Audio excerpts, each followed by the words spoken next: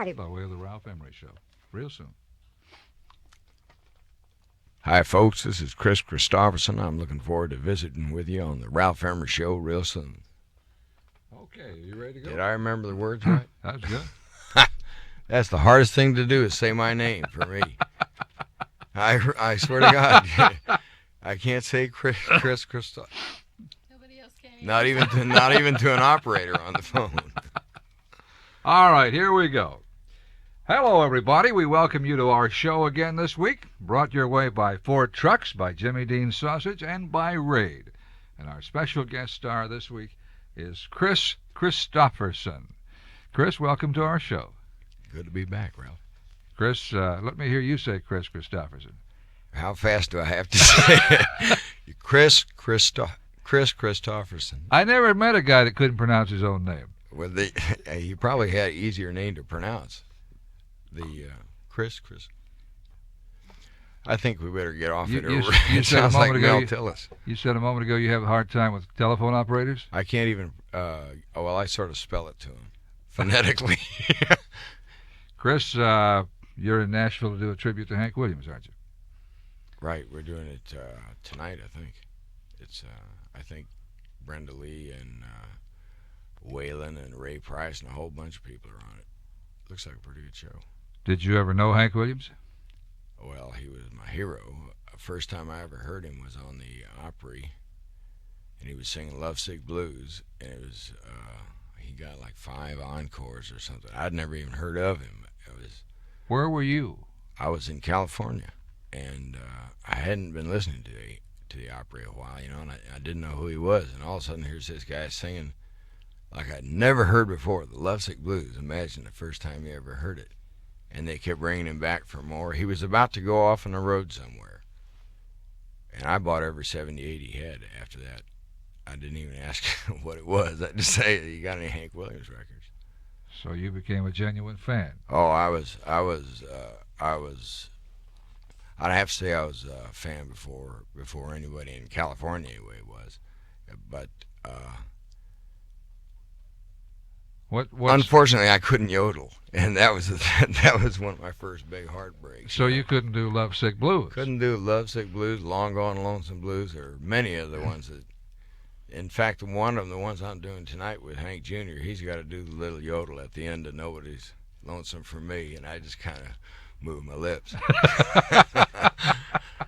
I thought we would open the show with me and Bobby McGee, but I want you to tell me a little bit about the song. I was talking to Fred Foster the other day of Monument Records, and he told me about a girl named Bobby McGee who had inspired the idea.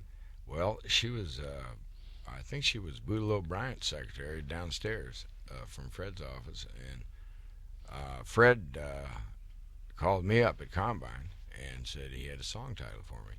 He said it was me and Bobby McGee, but I thought he said McGee because I was a little drunk at the time. And he says Bobby McGee is a she, and he says let's write a song, on the thing. And I went off and hid from him for about 3 months, because it's hard for me to write a thing on an assignment. But the odd thing about that is that I just, as late as our gig in Tahoe a couple of days ago, got word from a guy who said he had lived with me and also with the Bobby McGee, and wanted to talk to me about it. I've had about 15 people claim to be the original Bobby McGee. When Willie and I were jogging in Hawaii before our gig over there, we ran past a restaurant called the original Bobby McGee, and he said there's a chain of them in the Southwest called Me and Bobby McGee restaurants.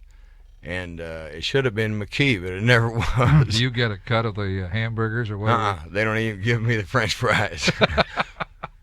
You were busted flat in Baton Rouge.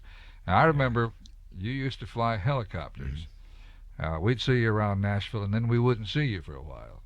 Yeah. And you were flying helicopters to the oil rigs in the Gulf of Mexico, weren't you? Right. That was after the time that I was working with Columbia and all that, when you were putting me on the TV show there in the afternoon. But then I'd work a week in the Gulf and come back here for a week. I remember several times bothering you all night long during that time back here. What? Apparently, you would augment your income then by flying the helicopters for a while and then come back to Nashville. Oh yeah. Well, I didn't augment it. That was my income. I wasn't making any in Nashville, but I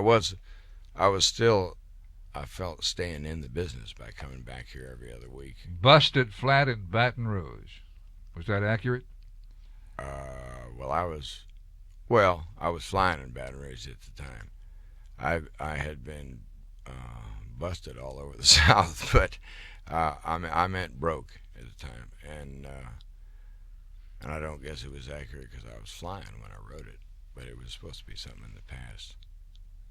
I remember that was the part that started the song off in my head, though, was busted flat in Baton Rouge, heading for the trains, feeling nearly faded as my jeans. That came out right away, and then the rest of it, I just had to think about it, and it would come slowly. All right, we're going to play the song. Our guest, Kris Kristofferson, and me and Bobby McGee. Kris, what's Barbra Streisand like? She likes Chinese food. No. How long do we have? She's a perfectionist. She's intelligent. She can be a real terror to work with sometimes. Was she tough on you? Yeah, I think she was. But I was tough on her at the same time in a different way. I think she was going for the best performance, and after seeing what she did with the film, I have come to feel indebted to her.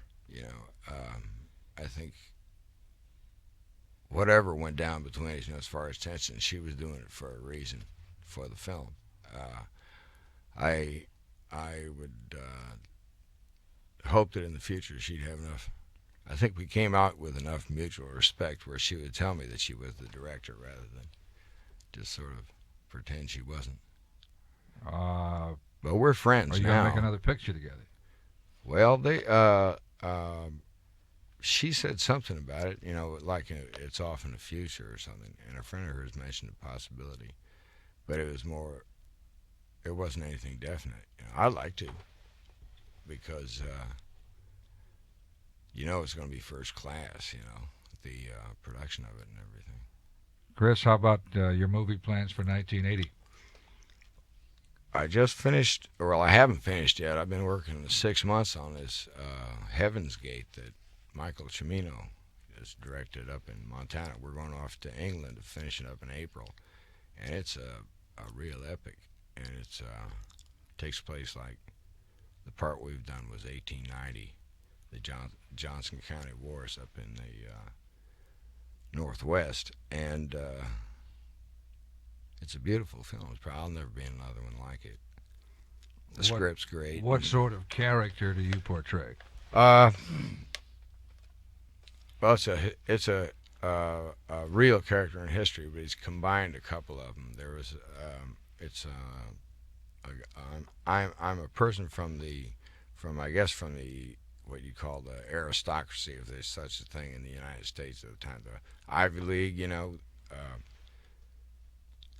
the people who were moving west to spread the American dream, the Teddy Roosevelts and all these people. But anyway, I'm a college graduate from either Oxford or Yale or Cornell. The guy that James Averill that I was playing was rumored to have gone to one of those places, and they didn't know what he was doing out west. He's combined that character with sheriff that stood up against the Cattlemen Association at the time, and the story is really sort of the people against the big money things. Like today it would be the oil companies or something. What's the working title of the picture? Heaven's Gate. And when will it come out? I believe they said it would be between Thanksgiving and Christmas of next year. Kris, of this year. I want to go back to your music and talk about Help Me Make It Through the Night. I seem to recall a conversation we had years ago. We discussed an article by Frank Sinatra, and it was in Esquire or one of those magazines, Playboy perhaps, or Time magazine. I'm not sure what it was in. where he said he believed in a bottle of whiskey or a Bible or anything that would help you make it through the night. I believe he said abroad. He didn't say a Bible. Yeah, but anything to help you make it through the night. That's where. Is that where the idea came from? Yeah, I believe. I know the phrase itself came from that. It was. I was writing the song out in the Gulf of Mexico, on that platform that I worked on, and had got all the first part about take the ribbon from your hair and shake it loose, let it fall, and all that, and the tune. Yeah, but I didn't have a title, and then that thing that Frank Sinatra said occurred to me, and so I hope he doesn't demand half the copyright of it. He later cut a song of mine that Nobody Wins. That's right, he did. I'd forgotten about that. That was a landmark thing. I think, as I recall, some of your copyrights are immortal. Me and Bobby McGee, Help Me Make It Through the Night, For the Good Times. As I recall, Kris, looking back, Help Me Make It Through the Night was first recorded by Ray Price. Is that correct? Well, actually, it was first recorded by Gene Nash. Not Gene Nash, Bill Nash, by Jerry Kennedy, same guy that cut For the Good Times first. But who has been lost somewhere. Well, they put out For the Good Times, and nobody would play it, I think, except one station because of the line, Hold Your Warm, Tender Body Close to Mine. And Bill was a good singer. So he then cut Help Me Make It Through the Night, and they dropped him off the label and never released it. But then I think Ray did cut it. Either Ray or Waylon was going to cut it, and they both kind of got into a standoff. You know how Waylon can get sometimes. Well, hell, if you're going to do it, Hoss, I ain't going to do it. And then and the next thing you know, Sammy slipped in between them with a single. Well, Ray had it in an LP, as I recall. Yeah, I think you're right. Up tempo. Yeah. And Sammy had it in an LP, Sammy Smith, and they pulled it out, and her version became a hit. Yeah. And along about that time, I kept hearing that Johnny Cash was going to do it, but I don't suppose he ever did that song. Well, I couldn't tell you. I don't think he ever did. I remember Waylon was going to, unless he got mad because I gave it to somebody else, and then he didn't. But Waylon probably listens to more songs than most artists do. Of course, Waylon did The Taker. He did The Taker. He did. He said, Kris said I changed his song. He wasn't very worried about it though, but the way he changed it was the right way it should have been. He made it sound like a Mexican song, and that's the way I cut it later when I recorded it for that Silver Tongue Devil album. I might add, we are talking to Kris Kristofferson. Kris, who is passing through Nashville, I guess, on your way back home. Well, I will be. I have to go back to the Grammys, I think, tomorrow. Where do you live, Kris? I live in Malibu when I'm there now, if it hadn't washed into the sea. And no, my house is okay. My little girl's back there now, Casey. So I'll go back and see her in about a day. Got her in school out there, and they almost washed the school away, too, in the floods. But it is the last work I'll be doing. The one that started with the tour with Willie and went up through. All right, now you've just finished a tour with Willie Nelson. What do you mean that's the last work you'll be doing? Well, for a month. I got. I'm trying, since I'm going to be doing the film in April. I want to spend a month with Casey at home, and then what I'm trying to do is stagger my work with Rita's, so that one of us be home with her. All right. I want to ask you about Rita Coolidge. Can I ask you about that? Yeah. Are you two going to make it? We're going to divorce, but we're making it as amicable as possible for the sake of the daughter. Kris, when you lived in Nashville, which, as I recall, was the mid-'60s, late '60s, right? Did you know Rita at that time? No, I met Rita after I was working, and I didn't really live in Nashville after I went on the road because I was on the road all the time. I think it was about November 9th, 1971. And How can you pinpoint November the 9th? well, I just remember it. Actually, I met her on an airplane coming back to Nashville. But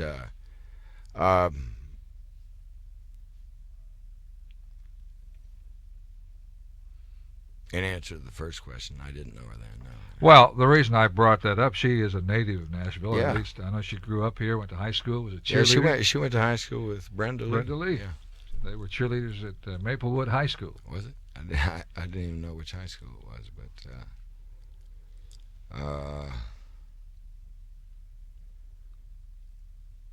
I'm sorry, I can't think of much to say about it. All right, I won't pursue that. What I'm going to do here, Diana, this will be an edit, Tom.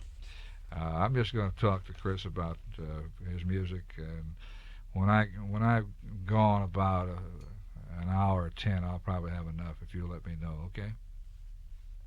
Okay. Kris, I remember some of the things, but I don't remember them all specifically. When you were in Nashville, legend says that you were cleaning the ashtrays at the Columbia Recording Studio, which is right across the street from where we are right now. And you worked over there sort of as a handyman. It was called Studio Setup. Studio Setup Man, I think it was. It was a janitor's job. I cleaned the studio up and kept the engineers supplying with tape and stuff like that. Saw a lot of sessions. Is that how you met people like Johnny Cash? Yeah, that's how I met John. And I didn't get a lot of songs cut, but Is that the reason you took that job, so that you could pitch your songs? Not to pitch them, but to I needed to earn some money just to feed my wife and kid, and I didn't want to take a job that took me completely away from Music Row. So I figured it was the perfect job for a songwriter. I didn't have to think. What does that mean? Well, I mean, it doesn't take a whole lot of brains to do what I was doing, so I could be writing songs all day long. Oh. And also getting to know various artists. It didn't turn out to be a good vehicle for pitching songs because I think people come to regard me as the janitor. You're not going to go I'd go down to Harlan Howard's house rather than go to the janitor to get my songs if I was coming in town to do a session. But I built some, like lasting friendships with people like John and June and a lot of them from over there. Wasn't this a big come down, a very humbling experience because you had a career in the Army, you were an officer, you were a Rhodes Scholar, and now you were emptying ashtrays? It wasn't for me so much because I was so excited about writing at the time. You remember when heck, you plugged the first song that I ever had recorded. Remember the old Vietnam Blues? Vietnam Blues. And I went up to you and thanked you for saying nice things about it or something. You looked at me like I was crazy. But it was hard on the rest of them. It was hard on the people who were used to being married to a captain or something, or whose son was going to be an instructor or something, and because they weren't as excited about the business as I was. Well, wasn't your father an officer? He was a major general in the Air Force. That's pretty heavy. Pretty heavy. Major General Kristofferson? Yeah, he was. Well, he was actually in the reserve. He was just on active duty during the wars in the Second World War in Korea, but he was also an airline pilot and worked for. Actually, the last job he had was out in Arabia, which is pretty hot right now, working for Aramco. Is he still living? Years. No, he died a few years back.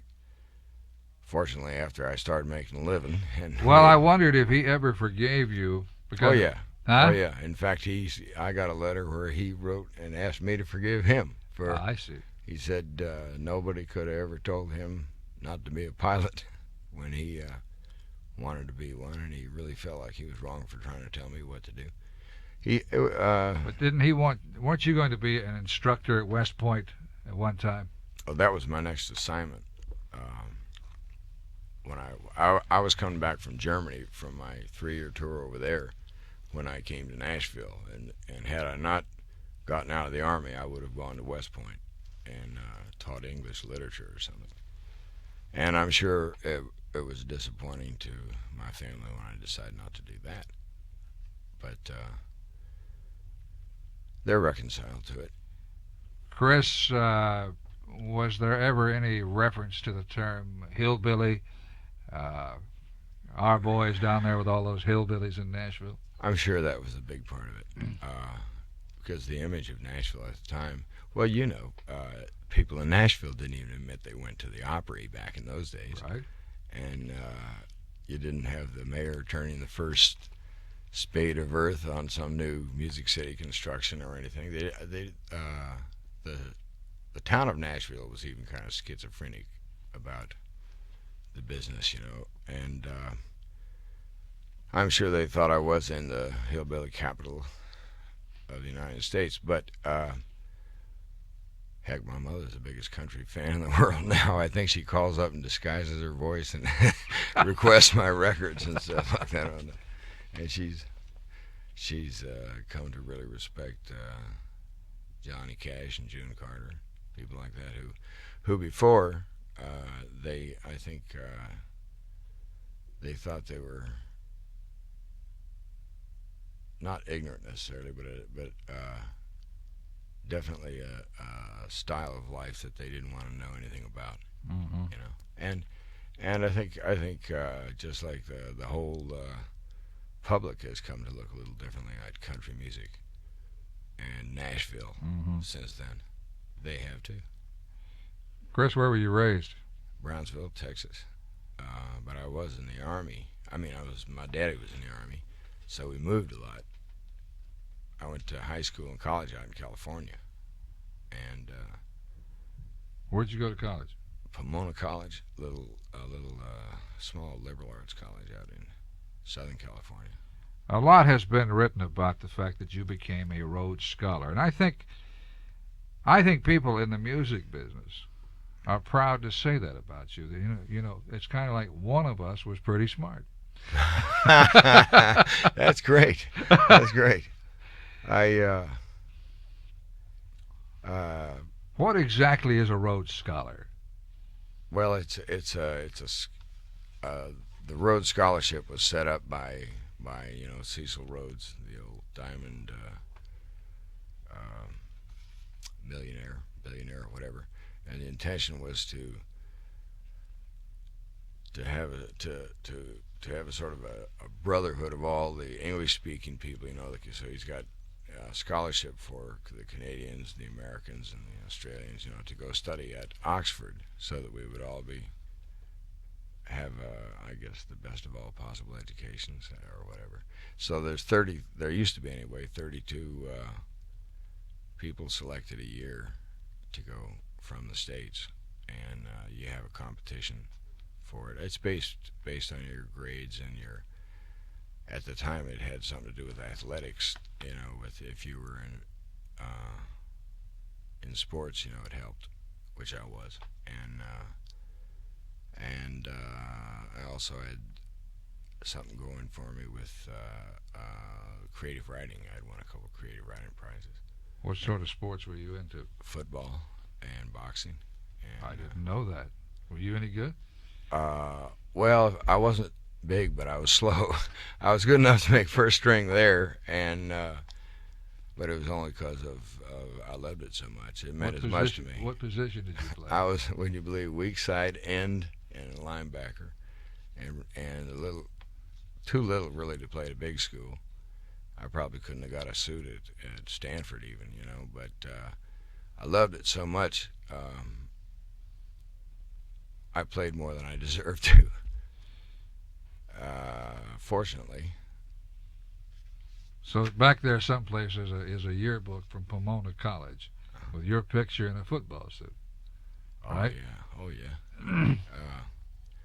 There's a picture in the L.A. Times of me knocking a guy out in the Golden Gloves.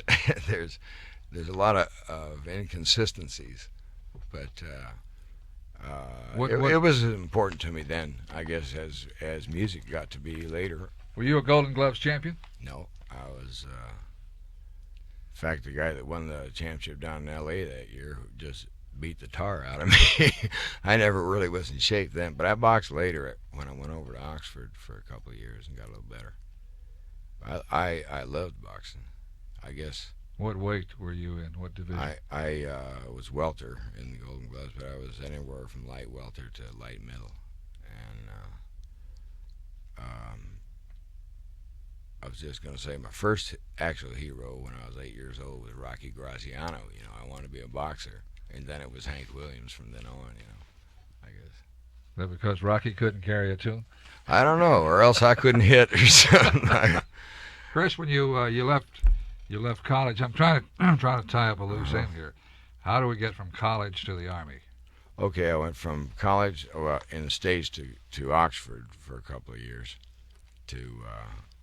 on the Rhodes Scholarship. And after Oxford, I went into the Army. I was in ROTC in college here, so I was commissioned actually when I graduated, and then they deferred it for my graduate work. And so I went into the Army in 60, I believe. 60, yeah, or 61. And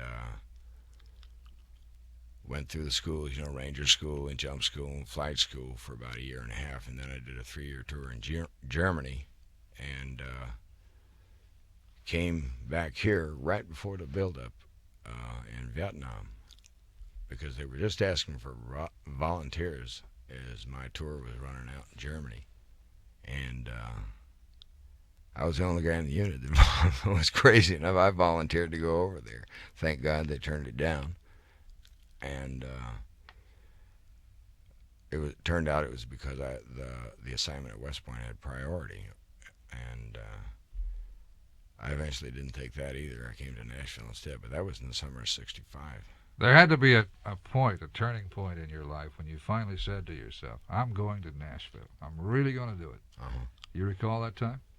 Well, it was over in Germany. I had a little band.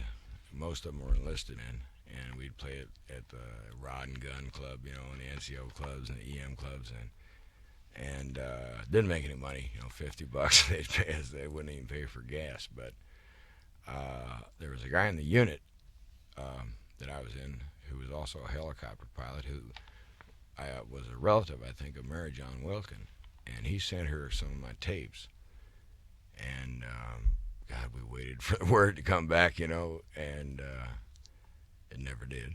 And just before I left to come back to go to see West Point, you know, she sent a letter, and just at the bottom of it, she said, tell Kris to, if he's ever in Nashville, to drop by. I'm sure she just said it to be nice, you know. But that was all I needed, and I arrived in uniform, you know, decided to be a writer for him. What was your rank in the Army? Captain, when I got out. What part of the Army were you in? I was an infantry officer, but I was in Army aviation, flying helicopters. So that's where you learned to fly the helicopters, I guess. Yeah. And in fact, I even flew in the Guard a while here in Nashville. That's how I flew that old helicopter out to Johnny Cash's house. Tell me about that. Tell us that story. I've heard various accounts of that. Yeah, well, it always changes a little depending on who's telling it. But what it really was I would be, you fly on the weekends just to keep current in your time, and they had these old Hiller helicopters, and I wanted to take this song to John, and couldn't think of a more impressive way. You know how his house used to be before they built the top part on it? The lawn kind of went out over the roof. Mm-hmm. Well, I landed just about on his roof with the helicopter. Now, actually, he wasn't there. I scared everybody else in that place to death. They thought they had been busted, but they were impressed and gave him the tape. What was the song? Well, he said it was Sunday Morning Coming Down. I don't remember. I really don't which song it was. But you'd already met him. Oh, I'd met him at Columbia in the studios, and I'd give him every song that I had. I'm sure he has somewhere a closet full of tapes that I've given him, that he either did or didn't listen to, But I'd give him every song that I wrote all the time, just hoping he'd do one. And he claims that's one he did. Did they call the police when you tried to land the helicopter on the house? Was that the story? No, I'm just curious. No, they came up with real concerned. They saw it was just old Kris, and I think he thought I was a little crazy anyway. But that part of it's true anyway. Kris, I want to talk about Sunday Morning Coming Down. Now we're taping this show at the Combine Music Complex, for whom you write. We're right in the heart of what is called Record Row, and I know you used to live around here someplace. You had an apartment Right across the alleyway there. I think it was condemned. It looks like they've rebuilt the place. Right next to, remember Kathy Gregory? Yes. And Bobby Gregory? Yes. Right next to them. And you had an apartment or a room? Apartment. That's a euphemism. I think it's, it had holes in the wall and a dirt floor on the second floor. But in fact, I just quit paying rent on the darn thing a year ago November. You mean you've had it all this time? Mm-hmm. Well, Kathy was afraid that if I moved out, some hippie would move in. I don't know what she thought I was, So and she says, that's your good luck, whatever it was. I kept it until Francis Preston told me that Kathy didn't even live there anymore. I've been paying rent for a year and a half for nothing. But it was a pretty scary place. I don't know how in the world I lived there for a year and a half. Is that where you wrote Sunday Morning Coming Down? Yeah. Because the song has always reminded me of maybe what Record Row would look like on Christmas morning, or any time when it's when nothing is going on, and it's absolutely vacant down here. And I got to thinking that it must have been a very lonesome time for you. Well, it was. I had separated from my family, from Fran and Tracy and my son, and Sundays were just like that, really. Sunday and Christmas and all that. But nobody's working. You couldn't wait for Monday in those days, and the bars didn't even open. Tally Ho Tavern was across the corner, and it didn't open till 1. I guess it was a lonesome time. It's hard to remember being lonesome now when you can't find any time to be alone anymore. But no, that's not true either. All right, the Tally Ho Tavern was down here on the corner, a little bar, and it has since been destroyed or torn down. I know Tom T. Hall came in and salvaged some bricks from it. He has some bricks from the tavern. Yeah? Yeah. Yeah, he used to go in there and drink a beer or two. Weren't you a bartender there? Yeah. Glenda Brown and Jim Brown gave me, that was when I left Columbia. Harold Hitt and I had a disagreement about my job, and so now you've left your janitor's job at Columbia Records. Yeah, and went to work for I think $60 a week, tending bar at the Tally Ho. So you're still just hanging on. Well, it wasn't a great step up. No, it was enough to keep feeding the family. I wasn't making any money at all, and it was during the time I was working there that my wife and I decided to separate, and also she got pregnant, and I knew I needed to make some more money, so I went with a friend that I'd met in the National Guard and got a job out in the Gulf of Mexico flying the helicopters, because it made more money than the... What would you fly in the helicopters? Men and equipment around to the platforms. There was much 50 miles out, out to sea out there, and the way the wind blows out in the Gulf of Mexico. Years ago, I used to work at Baton Rouge. Oh yeah. And I know the way the wind blows down there.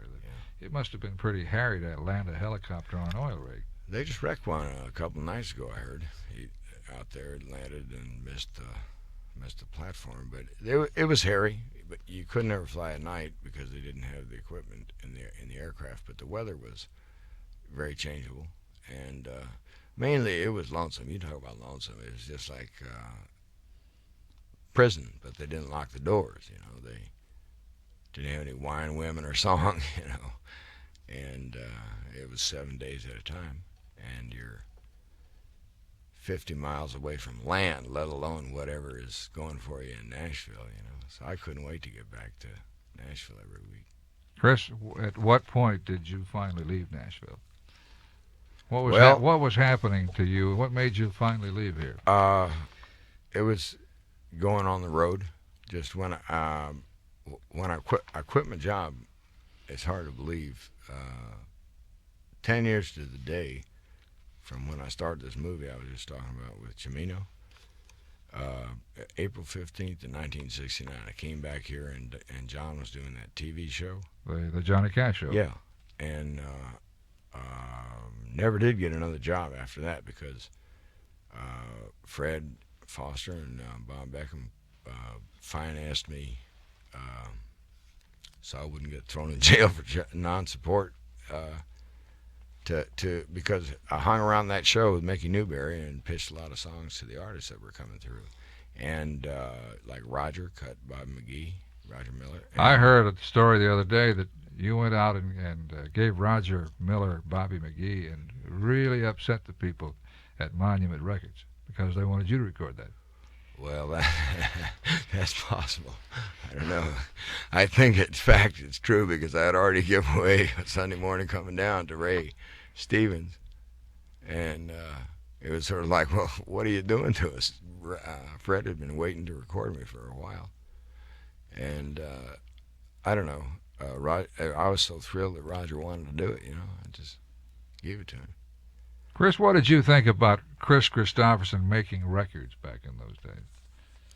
Well, I don't think I had any idea that they'd ever sell.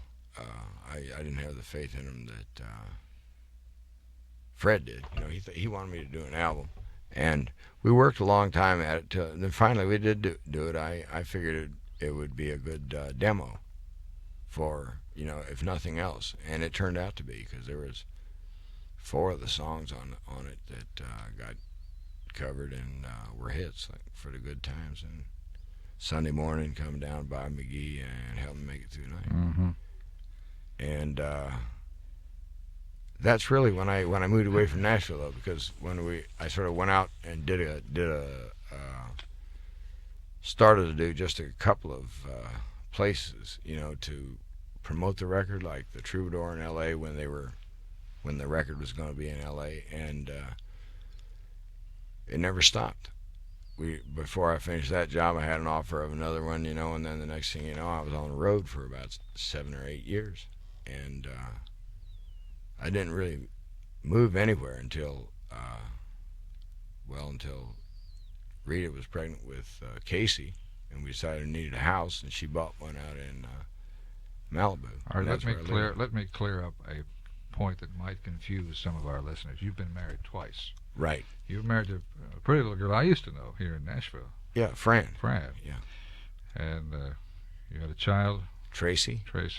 And son Chris was born right when they were leaving. All right. And then that marriage unfortunately dissolved. Right. And later on you meet you meet Rita, and the two of you get married. Yeah. And you have a little girl. Right. I just saw the first family when Willie and I played in Palo Alto, and I spent a couple days with them. And we're a lot closer now than we were when I was married to them. Years ago in Nashville, and I hate to keep saying years ago, but there were some choice times. I know Larry Gatlin has said to me many times, I wish I had lived here in Nashville during that period. It really bugs him that he wasn't here when Roger was here, Roger Miller, and Willie was living here, and you were here. And Larry has said those must have been great years. They were great years. And I wasn't here when Roger was I here. know. Though. You came along later. Roger and Willie were here in the early 60s. Uh-huh. Roger was playing fiddle and hanging out. Yeah. And Willie was fronting the Ray Price band. Yeah. And but it was an exciting time because it was a very productive time. A lot of Yeah. hits came out of that era.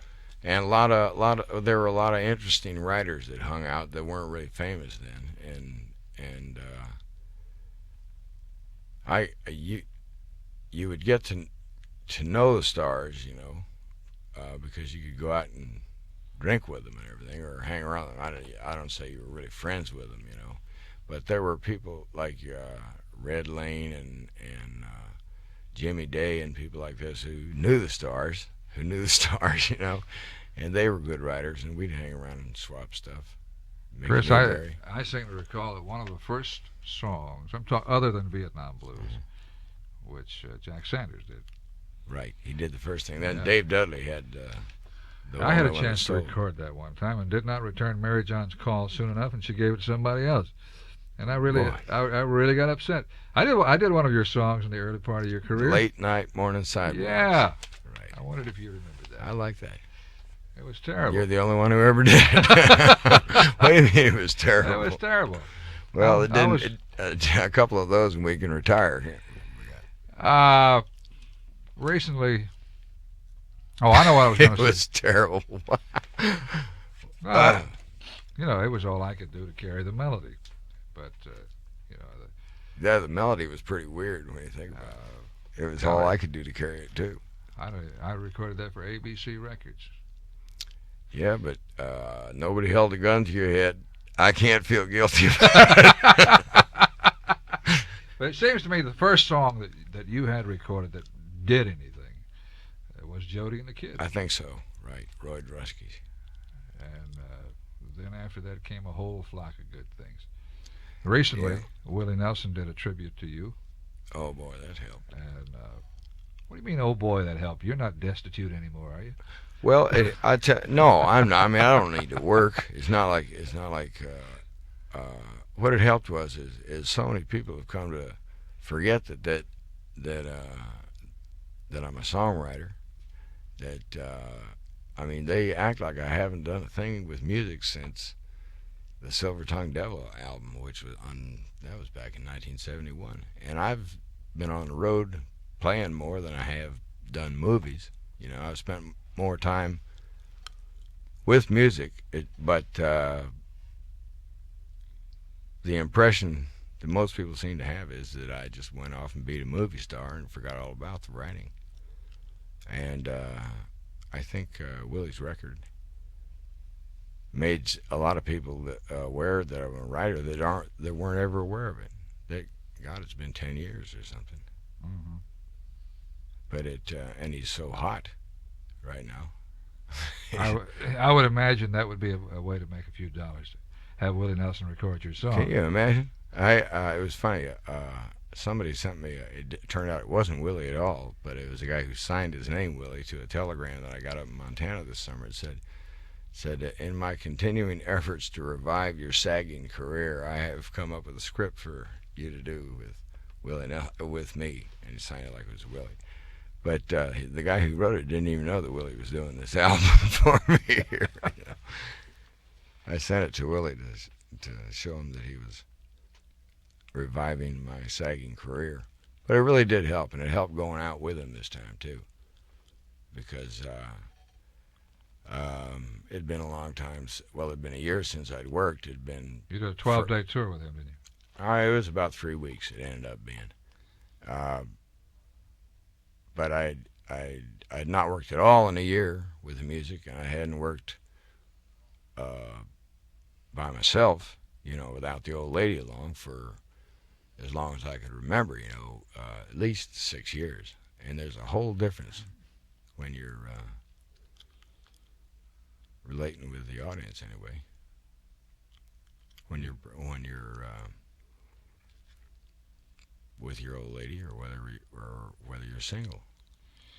You appeared in so many movies, and I think this is the reason that people forgot that you were also a singer-songwriter. Yeah, well, I was in a doing typical. both. What's a typical year for you? How many movies? How many concerts? That sort of thing. Boy, I haven't got figures. I just know that I was working all the time. I didn't. I would often do concerts on the weekends if I had weekends when I was doing a film.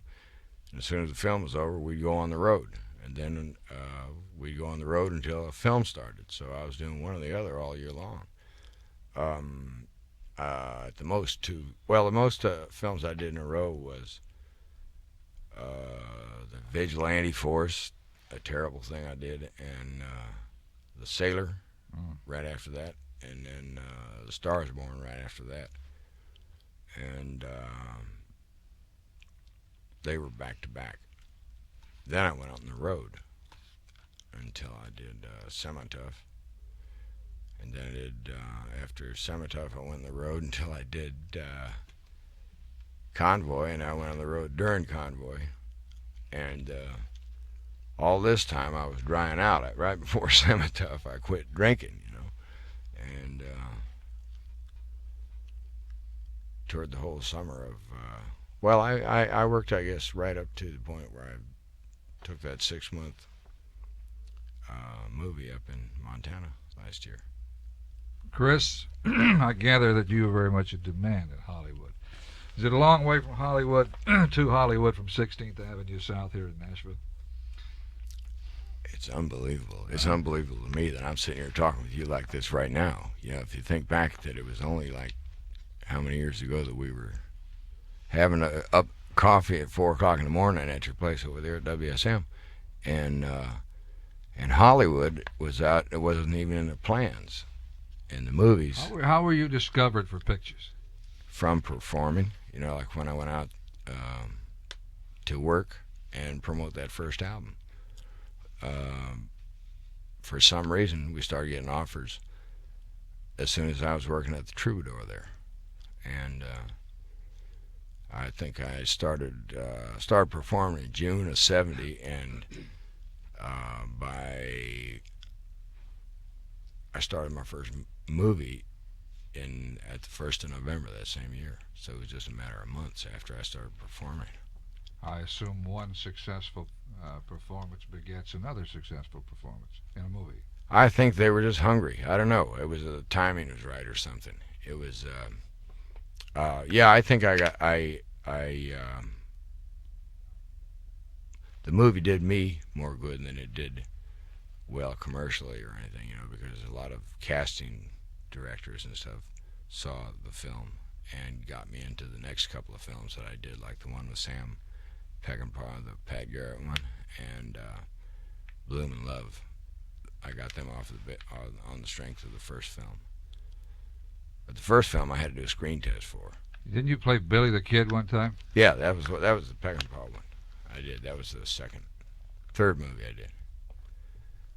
I just saw that the other night. When we were playing at Tahoe, they had it on up there. You've done a little bit of everything. Boxer, Rhodes Scholar, football player, actor, writer, singer. I'm an old man. Semi-Tough must have been a fun picture since you were an old football player. It was.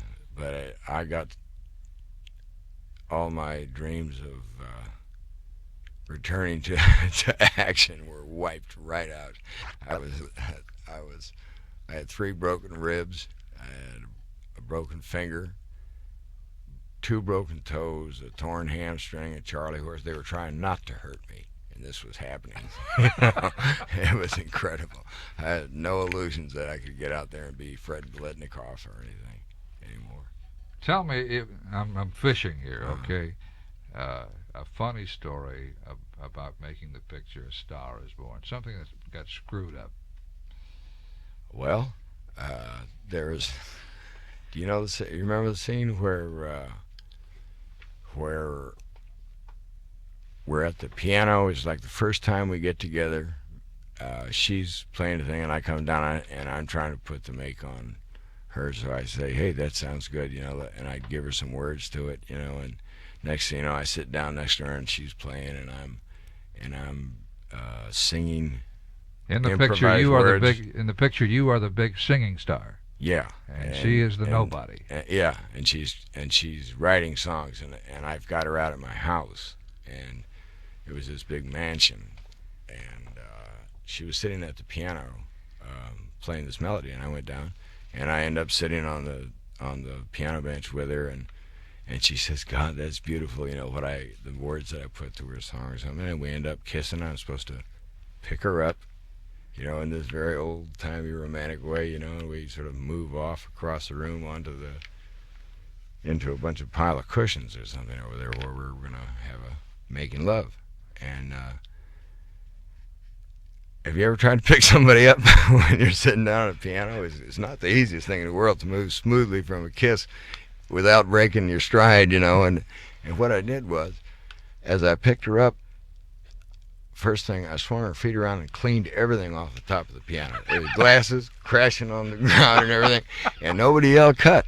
So I turned, and my foot got caught in one of the cables they had lights strung at different intervals throughout this room. And I just kept going because nobody yelled cut, and I'm carrying Barbara, and I can hear the lights falling over, popping, one after another, crashing as I'm going farther. I guess the director was laughing so hard he couldn't say cut. And then I got to the other side and dropped her. I've never seen it, but they must have some real neat film somewhere on that. There were some other times that were fairly funny, but some of them I don't want to even bring back up. How did Barbara react to this? Did she start laughing? Yeah, she was a good sport. I tell you, she did a thing one time that really surprised me. It was near the end of the film, and everybody looked like they had been on the Bataan Death March. I mean, it was down in Arizona where they had that house that was supposed to be in the country, that we built for ourselves. And Barbara had this real white frilly costume that had got. There was a scene where she ran out, and I was doing something destructive on a motorcycle in the mud, and we rolled around in the mud. And she got dirty. Well, she only had 2 costumes, and she'd blown that one on that. And then we didn't shoot the inside, the follow-up to it, till later. And so she came out, and the guy came up with a bucket of the mud, to spread mud on this thing. And God, I can't say it on the air, but she said, "This smells like." We can use our imagination. Okay. Well, then I thought she was just, exaggerating. She said, "Come here, smell it," and it did. And they claimed that it was some way that this chemical that they use for dirt had aged or something, and it ended up smelling like a bucket of manure or worse, And so I went to tell the director, I says, "They're putting blank, bleep, or whatever on your star over there." And he's wandering around that circular house, and I'm walking around saying, "Frank, I'm serious. They're putting bleep on Barbara." And and the whole crew could see me doing this. They're all dying, And he turned and looked down at me. He says, "I don't want to know about it." And I looked at Barbara, and she started laughing so hard I couldn't believe it. We were doing the scene later, and she'd pull away, and she'd say, "Frank, I can see it in his eyes when the smell hits him. I can't do it." But she could have really thrown a tantrum, and she took it. She took it real well. I don't think I would have taken it as well. Is Barbara Streisand known to throw tantrums? I don't think throw tantrum was the right word. I think, but she could have really gotten mad, and she's very expressive. She doesn't conceal her feelings, no. But in this instance, she went with it. There was nothing to do. Well, I didn't see the picture. You did a picture about the sea. The sailor who fell from grace with the sea. Yeah. Did this have a lot of nudity? Yeah, it was. That was all that got publicity from it. But it was based on a novel by this Japanese author Mishima, who was a pretty bizarre character and had some weird philosophy. But the script was really good. It was written by this Lou Carlino, who directed it, and it was beautifully photographed, and it was about a sailor who ends up falling in love with this widow, and gets involved with her and her son, and the son and these weird school kids do him in because they believe the sailor should be back out in the sea. That's an oversimplified version of it, but the script was a beautiful script. It did have a lot of nudity in it, and it wasn't seen by a lot of people because it wasn't. It was a low-budget picture, and it wasn't distributed. So all anybody knew about it was the nudity, I think, by the end of it, because of the Playboy pictures and stuff that they had run in it. Kris, who would you like to make a picture with? Who would I like to make a picture with? Directors or actors? Actresses. Actresses? Or actors. Oh, I'd like to make I would probably say actresses first, but, there's a bunch of them, like Jane Fonda, and there are a whole lot of people that I would like to do films. I mentioned Jane because I just seen her not so long ago, and she had talked about doing a film. And Diane Cannon and I were going to do a comedy, and it didn't work out. But she's real funny. I would like to do that. I'd like to work with Michael again, Cimino, because he's a real good director. And someday I may work with Sam again if we get to the right place. I really am taking it one thing at a time now. The next thing that I know about is the thing that I might do with Willie, which is a pretty funny script that he's got. What is that? Well, it's a script that he's had for some time. I think he wrote it with Bud Shrake, and it's not the music business as I knew it, but it's the one that he knew, and that was just a little bit ahead of me, But it's a real good script and funny, and since our bands and crews and everything got along so good on this last tour, I think it'd be a natural to do the film. A song track, the track of it ought to at least sell. Now Willie has done. He was in The Electric Horseman with Robert Redford. Did you see that? Haven't seen that. It's good. I know he did a picture in Austin.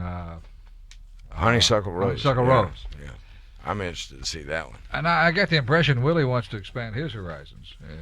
Well, he's always been interested in films. He's talked to me about them for a long time, and I think he was just waiting until the right thing came along. And then Redford gave him a real good way to find out whether he liked it or not. I remember he came when I was doing Semi-Tough, and sat in the trailer one day while I sat there terrified, and it was right after The Star Is Born, and people were shaking the trailer and screaming and going nuts. And at the end of it, Willie says, "I don't think I'll be in the movies." But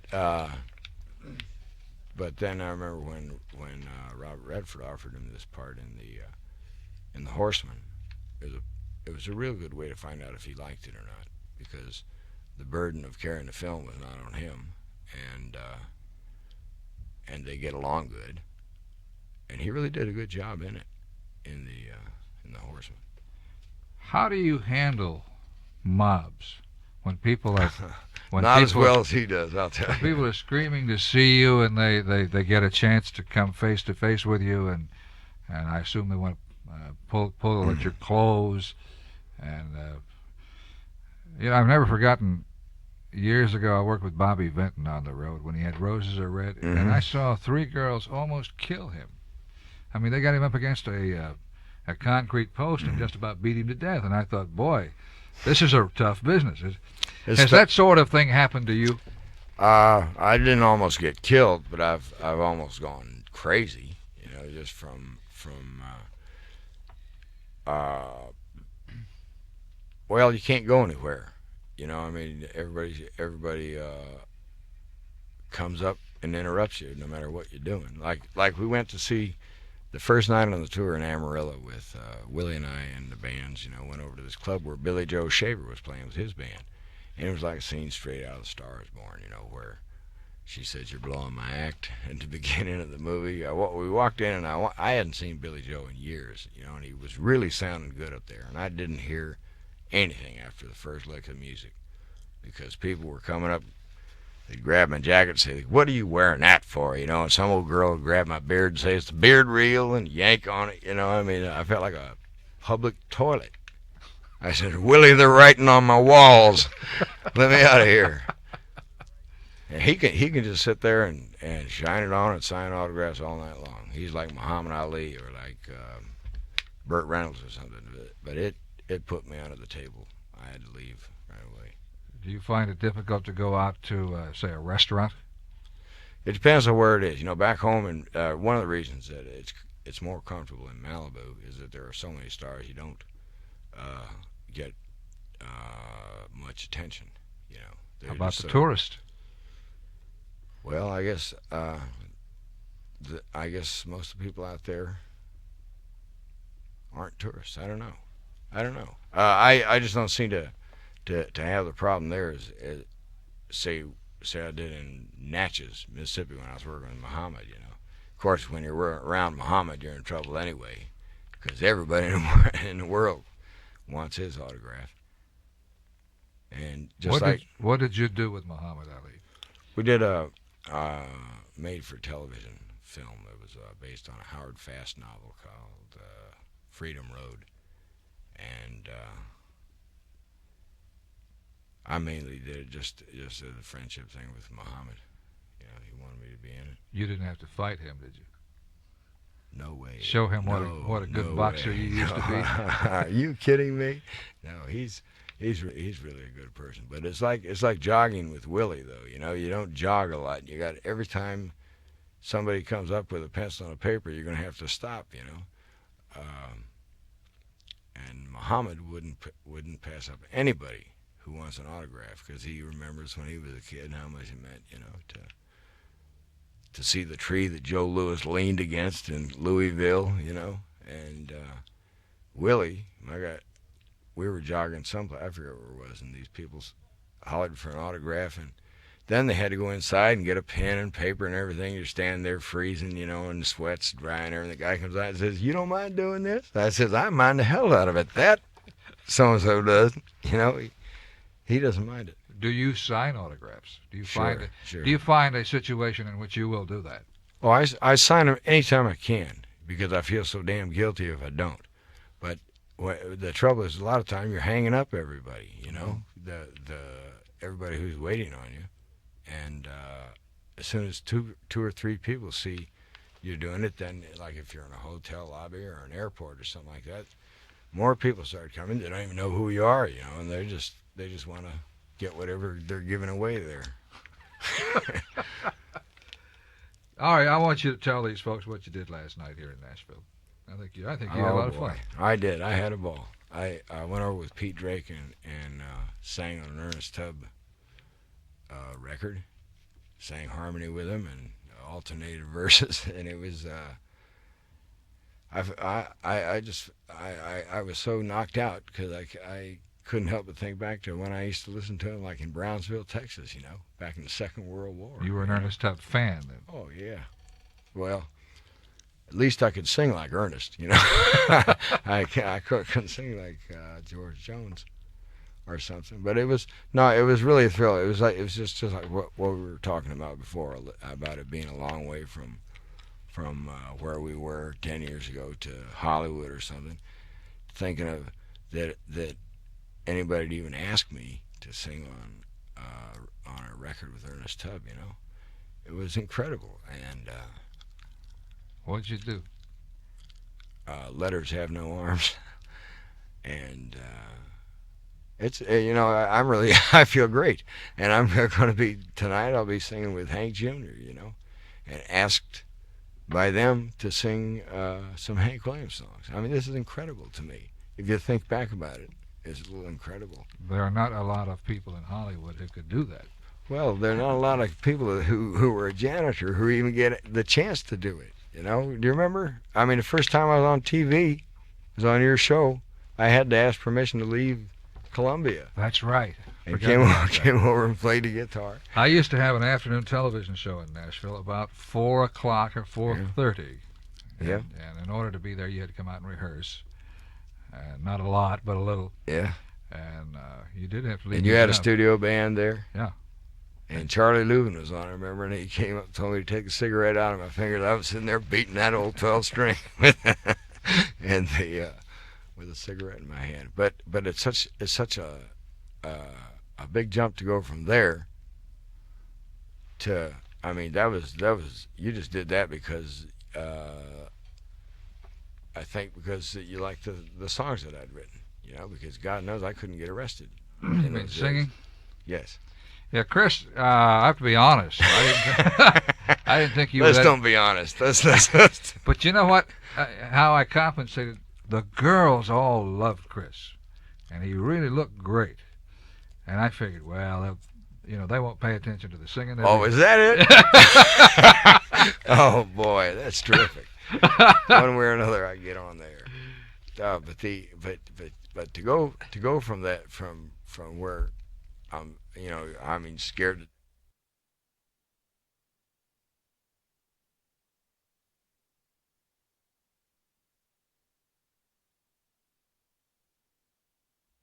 Well, they won't pay attention to the singing. Oh, is that it? Oh boy, that's terrific. One way or another, I get on there. But to go from that from where I'm, I mean, scared to death to go out and be on the show with somebody that I knew and everything, to be asked to be on a special that's about one of your biggest heroes, it's almost like a dream. And then the night before that, you're singing on an Ernest Tubb record, I'm sure I'm going to wake up and somebody's going to say, hey, Studio A is filthy, You're going to go out to Hollywood now and do the Grammys. Yeah. What are you going to do out there? Present. Just okay. Nothing. I'm not up for anything really. Kris, Diana, how long have we gone here? 50 minutes. How much? 50. Okay. I'm gonna start wrapping this up. I appreciate your being on our program, and this is the first time we've had a chance to rap in a long time. It was doing the same show. Yeah, we were on this. We were, I guess. But we were out at WSM. You came out with your band one morning for my morning television show about 1970. I'm going to say 2 or 3. Probably around. Your touring band. And one time went out by myself and we did the interview. It was when you were just starting this syndicated. This same show. This same show, yeah. And you have a reputation, and I don't know why. Maybe it's because of the laid-back manner in which you talk. Somebody said to me, "Does he talk?" I said, "Sure, he talks." Matter of fact, he's a very, he's a very intelligent interview. Apparently, some people don't think you talk a lot. It's probably people who've seen me in my concerts or something when I wasn't talking to anybody or something. There were times when I never said a word. I just between songs, I don't know. I don't know what that would be from. How about when you're on television talk shows?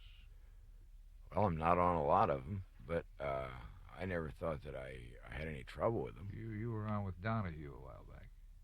Yeah. Rita and I were. Yeah. Yeah, that was. I thought that went all right.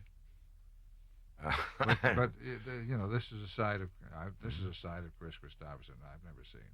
What? The fact that the silent side. Oh yeah. Well, I mean, a lot of people think a lot of things about me that I just read a article in one of the local country magazines last night I bought here that it was Kris Kristofferson discusses his split with Rita, and it said things I ain't dreamed, let alone said to anybody, with quotations around it. It wasn't bad. It just wasn't true. Does that happen to you a lot, where people put words in your mouth? Put words in your mouth. This was probably the farthest from anything that had ever happened, But a lot of people think that I'm still drinking, or that I fight a lot. Well, I don't know where the heck that come from, because I never have fought since I came to Nashville. except me and Farron wrestled around one night. But hell, everybody fights with Farron. How long have you been on the wagon? It was 3 years in September, I think, whatever that is. Why did you? 3.5. Why did you make that decision? I think there were a lot of reasons at the same time, but the main one was probably that I wanted to watch my little girl grow up, and I think it was right. I saw the rough cut of The Star Is Born. That was kind of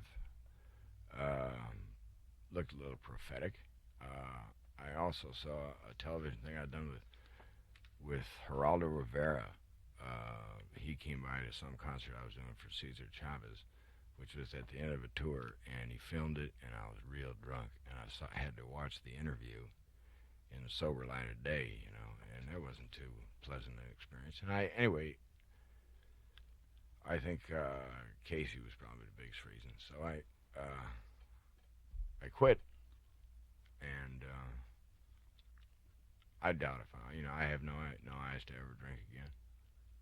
Just Would it be? I drank so much though, Ralph. Remember you remember how much I used to drink, even out there at WSM, and God, I'll tell you, all I remember is you used to have beer in your hand a lot. Mm-hmm. Well, that was about the extent of it. Well, by the time I quit, I was drinking probably a bottle and a half of whiskey, in addition to all the beer I'd be drinking a day. And if I was working, I know I'd finish a bottle of Jack Daniels before I'd get on stage. How about when the movies would come up? You couldn't work and be drunk. Well, I was working, like on The Star Is Born. They had a half a gallon of gold tequila that they kept full in my icebox, and the icebox was full of beer. And I don't know how much I drank of that, but I was drinking all the time. Isn't it difficult to deliver the lines when you're... Well, if you're used to doing that all the time, I guess it isn't. I should think it probably did end up affecting my behavior, and it probably messed up some of my performances. I never thought it was interfering with my work. I thought it was what it was allowing me to do my work, you know what I mean? I was so scared, like to get on stage or something, or to go out and act with Barbra Streisand, You have mentioned this a lot of times. You used to mention it to you when I knew you in Nashville. Mentioned to me you were scared. Mm-hmm. And then, after a while, we automatically assume a guy like you becomes a veteran and he overcomes all this, that you no longer have reason to be scared. And you've worked with Streisand, you've worked with Burt Reynolds and Muhammad Ali and so many people. Are you still scared? Aren't you? It depends on what I'm doing. I suppose there would be moments when I would be uptight. Yeah. I can't think of anything that would scare me. But you see, I haven't been to the plateaus you have been. Well, and I suppose if I had to suddenly go into a movie with Barbra Streisand, it would scare the hell out of me. Yeah. Well, I remember you were scared when you had my record. Of course, you were entitled to with my record at that time. I had no confidence in my singing. Yeah, I was scared to death to record. Well, I'd say those kind of things don't leave you, really. Because I am still scared. But I noticed also that Johnny Cash was scared last week when we came in and taped his special. I guess it was a week ago. The 25th anniversary show? Yeah. He was scared?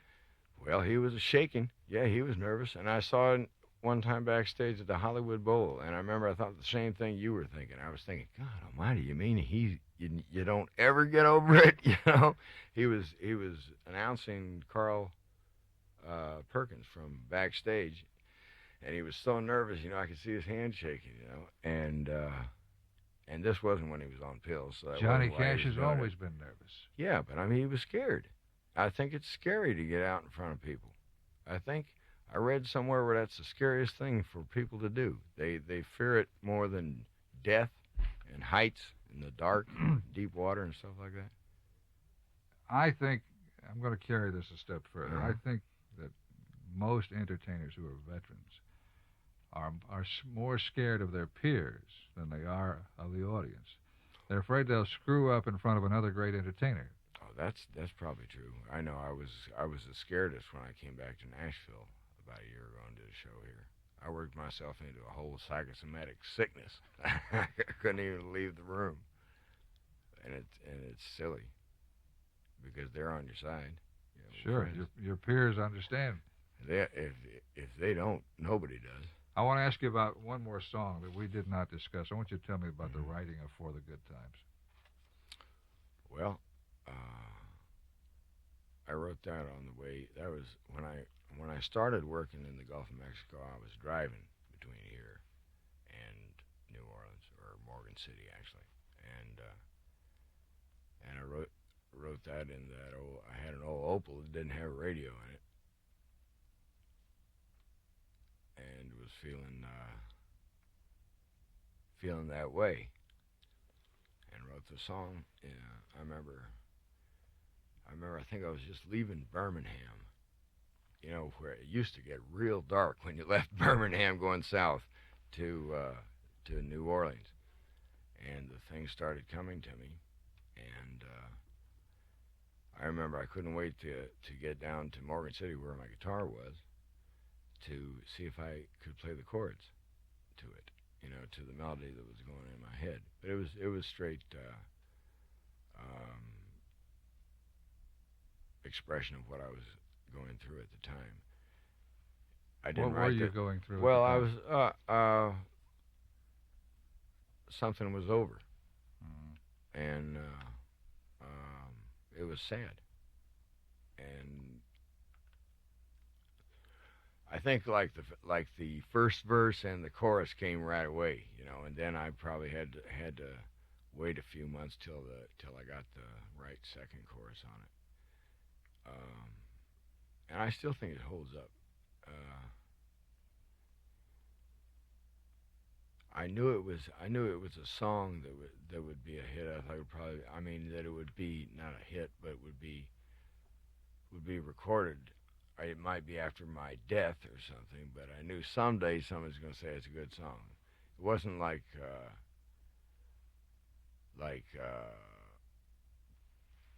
Once More with Feeling, which was a hit because of Jerry Lee Lewis sang it. You know, the song itself ain't that much, but he brings that little extra dimension to the thing and made it a hit.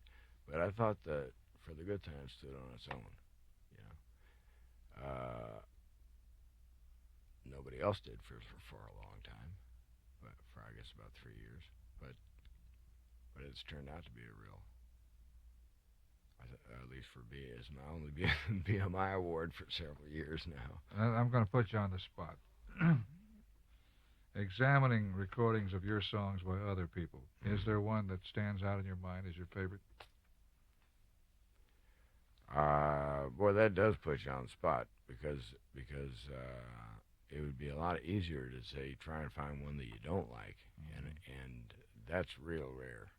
Usually, I'm still enough of a Nashville songwriter that it knocks me out anybody who's cutting my song. But I would say there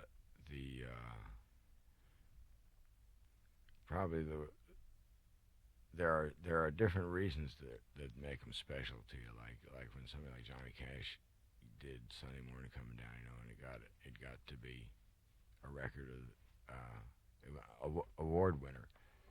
It was real special, and Ray Stevens's version of the same song was special because it was the most trouble anybody had taken with a song of mine. You know, he really worked hard on it. And when I think Jerry Lee Lewis, when he did that, it was the biggest surprise to me when he cut Once More with Feeling. It was probably the first time I'd seen somebody take something and make it better than it was, you know, something that you didn't even imagine. Mm-hmm. And George Jones singing "Why Me" knocks me out, you know. The only reason I hate to say it is I know I'm going to leave out somebody that it's going to hurt their feelings. Okay, all right. You could have said Ralph Emery, late night. Ralph. Late night morning sidewalks. I'll tell you one of the artists that I respect the most for being faithless to the songwriters is Waylon Jennings. I think he likes songs more than most people does, and he goes out of his way to make sure that he gets exactly the way it was written. You know. Tell me about Why Me, Lord. Were you having some religious experience in your life? Uh-huh. It was. I never in the world thought that would be a hit record. That was straight personal feelings. And I wrote it very fast. As a matter of fact, it was after remember when Connie Smith and I come out to your show one night? She took me to church. I remember you were going to church with Connie Smith. Yeah, well, I heard Larry Gatlin singing "Help Me" for the first time. And was he at church? He was at church, and he was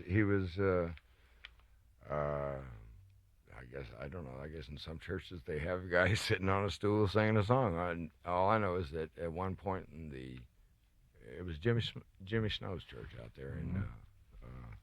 Was this the night that you went with Connie Smith? That you heard Larry Gatlin? This was it was the day that I went with Connie Smith that I heard Larry Gatlin. He was in part of the service, I guess, or something. He's singing this song which I had never heard called "Help Me," and it blew me away. So "Help Me" was the catalyst for Why Me, Lord. "Help Me" was the catalyst for whatever went down that happened to me that day. That I can't. That I don't even want to try to describe now because I'm a little embarrassed about talking about